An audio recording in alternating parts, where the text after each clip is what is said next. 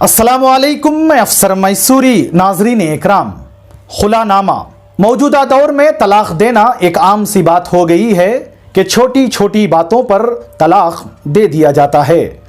मियाँ बीवी के इख्तलाफ में या तलाक देने के मामले में आम तौर पर मर्द ही को कसूरवार ठहराया जाता है, जबकि हालात कुछ अलग ही हैं।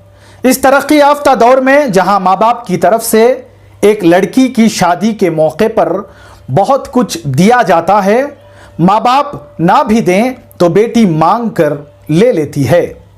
इस तरह काफ़ी हद तक माल व मता बेटी के पास जमा हो जाता है, जो सब कुछ शौहर के घर मौजूद रहता है।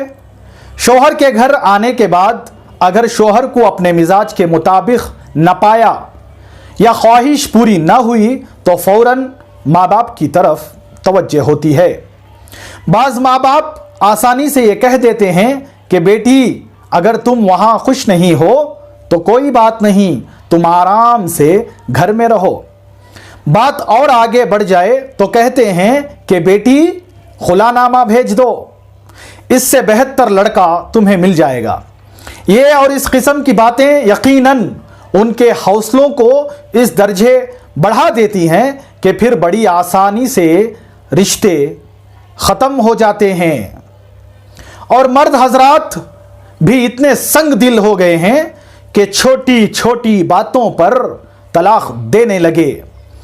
खाने पीने में कमी बेशी हुई तो तलाक, वक्त पर तमाम चीज़ें मुहैया ना की जाएं तो तलाक, शादी के मौके पर जो वादे किए गए थे उन वादों को पूरा ना किया गया तो तलाक, तिजारत के लिए पैसों की ज़रूरत पड़ी, बीवी को पैसे लाने के लिए 1 से 4 मरतबा भेजा जाता है, अगर पैसे ना मिले तो तलाक, माँ बाप भाई बहन की सही खिदमत ना हुई तो तलाक, किसी और लड़की पर दिल आ गया, अब बीवी का हर अमल आंखों में खटकता है और रह रह के गुस्सा आता है। और फिर शादी की सालगिरह के मौके पर तोहफ़े जात, ईदीन की मुतबर्रिक मौके पर ईदी ना मिलने पर, बच्चे की पैदाइश पर खर्च बर्दाश्त न करने पर तलाक, औलाद नहीं हो रही है तो तलाक, सिर्फ लड़कियां ही लड़कियां पैदा हो रही हैं तो तलाक, सऊदी अरब दुबई में बैठकर इनकी उनकी बातें सुनकर तलाक, न जाने और किन किन बातों पर तलाक दे दिया जाता है और हंसती खेलती ज़िंदगी से खिलवाड़ किया जाता है। थोड़ी देर के लिए ये नहीं सोचा जाता कि इस तलाक के बाद उसके बुरे नताइज किस तरह माशरे को अपने शिकंजे में ले लेते हैं। इस तलाक का बराह रास्त असर जहां बीवी पर पड़ता है वहीं बहुत ख़तरनाक अंदाज में बच्चों पर होता है। जब शफ़क़त करने वाली माँ और निगरानी करने वाला बाप नहीं होता तो लाजमी तौर पर एहसास महरूमी बच्चों को बुराइयों की तरफ ले जाता है। और ये सूरत हाल उस वक्त मज़ीद बिगड़ जाती है कि जब तलाक के बाद औरत दूसरी शादी कर लेती है और मर्द किसी और लड़की के चक्कर में फंस जाता है या निकाह कर लेता है। बड़े खुश नसीब हैं वो बच्चे जिन्हें माँ की दूसरी शादी के बाद अच्छी तरबियत और खुशगवार माहौल में सांस लेने का मौका मिलता है, वरना या तो बच्चों को किसी यतीम खाने में दाखिल कर दिया जाता है या फिर ऐसे बच्चों की तरबियत के लिए मदारिस तो है ही। ये भी काबिल गौर बात है कि तलाक के बाद अगर औरत अपने पास माल व दौलत रखती है या माँ बाप मालदार हैं या औरत के मुस्तकिल आमदनी का कोई ज़रिया है तो फिर कोई मुश्किल नहीं।